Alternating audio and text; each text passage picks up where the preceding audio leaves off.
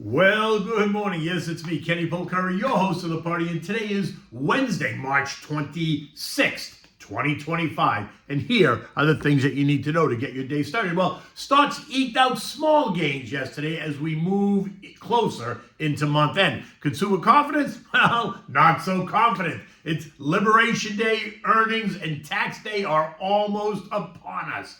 And the UK slashes spending due to a budget shortfall caused by rising borrowing costs. And what do we have for dinner tonight? We're going to have the Sicilian Swordfish, but we'll get to that in a moment. So, look, one day stocks surge higher. The next day, they just eke out a small gain. The Dow up 4 points, the S&P up 9, the NASDAQ gained 84 points, the Russell lost 14 points, the transports gave up 120, the equal-weighted S&P fell 19 points, while the Mag 7 added 300 points.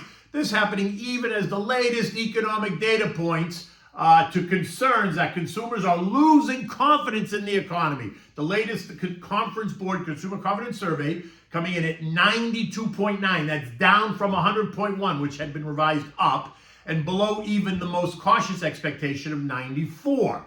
And this suggests growing pessimism among U.S. consumers about the economy's current state and future prospects. 92.9 marked the lowest level since January of 21 and the fourth consecutive monthly decline. The decline reflects heightened anxiety over factors like tariffs, inflation, and just broad economic uncertainty. Now, the Present Situation Index, which is another measure of consumer sentiment published by the Conference Board, measures perceptions of current economic conditions. It fell by 3.6 points to 134.5, indicating a dimming view of today's business and labor market environment.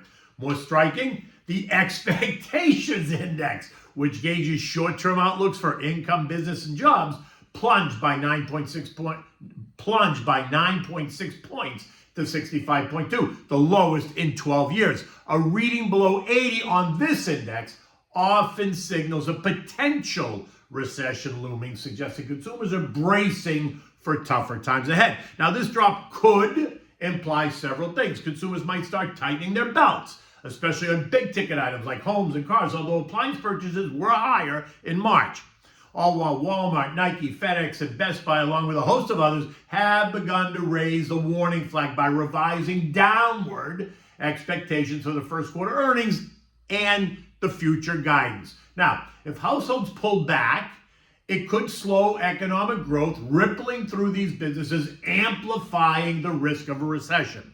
The data suggests that the consumer is being rattled by these policy shifts like Trump's tariffs and the back and forth and broader financial pressures, even as the hard data like unemployment and manufacturing have not confirmed the risk of a recession. But understand, it is a warning sign that economists and investors and traders and algos will watch closely. Now, utility staples, healthcare, basic materials, and real estate all lost ground yesterday, while tech, industrials, financials, consumer discretionary, communications, and energy all found buyers and ticked higher. Down the chain, we saw home builders, retailers, airlines, emerging markets, right? The EEM ETF, semis, quantum computing, biotech, big pharma, all losing ground. The VIX fell by 2%, which is why we saw a mixed picture in stocks. This morning it is up 2%, suggesting that the churn that we have been discussing is alive and well. As the VIX moves up and down, then stocks will react appropriately, right? Bonds didn't do much. The TLT ended the day flat, while the TLH ended up 0.1%, leaving the 2-year yielding 4%, while the 10 years yielding 4.31%. 12-month CDs are yielding somewhere between 4 and 4.5% with minimums of $2,500. So the more you commit to putting a 12-month CD, the more that they'll pay you. But remember, you are locked in for the 12-month period. Otherwise, you risk paying a penalty if you try to withdraw your money. Oil also continues to churn at the 69.50 level, even as we announced a ceasefire between Russia and Ukraine in the Black Sea, which is a positive, right? Leaving it just below trendline resistance at 69.70. Now, remember, oil has rallied 6%. While it's still down since Trump took office, it's rallied 6% since mid-March as markets are worried about supply disruptions due to sanctions on Iran and Venezuela, which could result in sizable reductions in global supply. But We also know that OPEC Plus, the Saudis in the lead, have plenty of spare capacity to mitigate any supply issues. And we also know that OPEC, again, the Saudis, they want oil to be in the 70 to 90 trading range rather than the 50 to 60 trading range.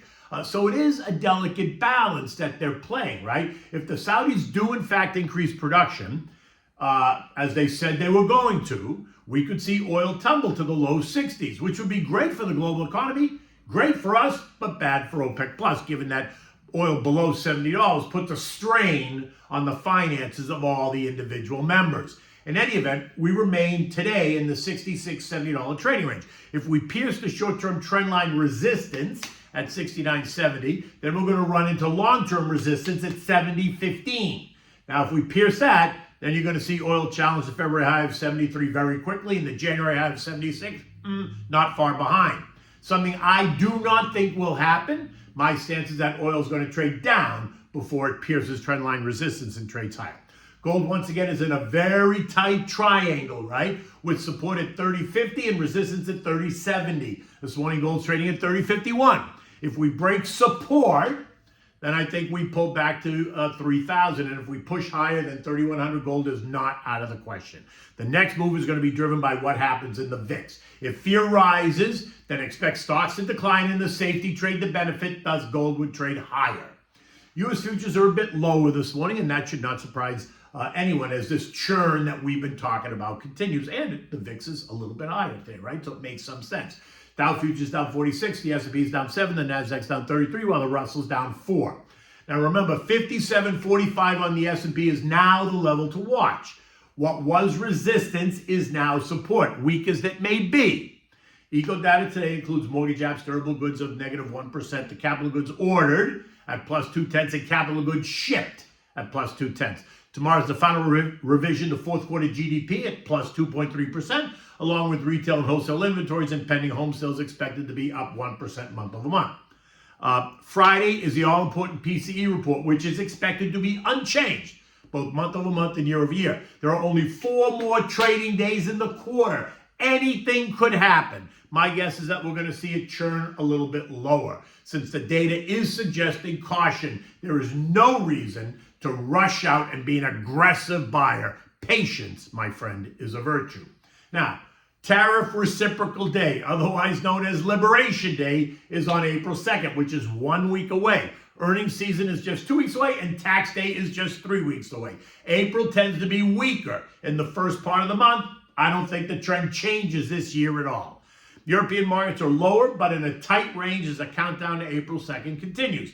The UK is due to announce their spring sentiment, and the whisper number is that the UK inflation is expected to be plus 2.8%, which is a little bit better than it was last month. UK Finance Minister Rachel Reeves is also expected to announce billions in cuts worth of spending because of, guess what, a budget shortfall caused by rising borrowing costs. Think bond yields, 10-year gilts, which were yielding 4.5% in November, are now yielding 4.76% today, more expensive. So think what's going to happen here in the United States if the 10-year Treasury rises to 4.75 or 5% and stays there, which is really not out of the question. The S&P closed at 57.76, up 9 points. Recall I said keep your eyes on 57.43 as weak support. Right now, we're struggling to hold that line. But if we test it and fail, then do not be surprised to see us trade down to the 56.50-ish range. And if early April becomes anxious, then the March low of 5,500 would be the next stop. Yesterday, I told you that Monday's action created gaps in some of the indexes that need to be filled. That means that the S&P would need to trade down to 56.70 to close that gap, while the gap on the NASDAQ means that index would need to trade down to 17,790. Last night it closed at 18,271. Now, again, get comfortable with being a bit uncomfortable, stay defensive while being cautiously optimistic. Stick to your plan, don't panic. And if the recent pullback is causing you undue stress, then maybe you need to reconsider the plan. Call me to discuss. I'm happy to have that conversation with you. Okay. So now what do we have for dinner tonight? Well, this is such a classic dish, and it's easy to make, and it is so good for you. Sicilian style swordfish. Now, for this, you need raisins. green olives, capers, pinoli nuts, right? Tomatoes, garlic, onion, salt and pepper, olive oil, and of course, you need the swordfish. The dish is easy to make. It's gonna tease all your senses, and it's gonna tickle your palate. It only takes 20 minutes to prepare and 20 minutes to cook, right? If even.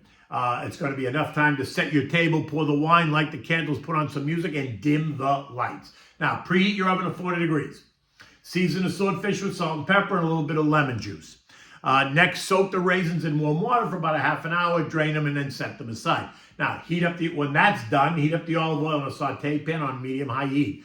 Saute the diced onion and crushed garlic until it's nice and soft. Don't burn it. Remember, it's about 5 to 8 minutes. Add your raisins, your diced tomatoes, your chopped olives, no pits, obviously. You need capers, like a tablespoon, but if you like capers, you can add more, but don't add too much because it's going to overpower the dish.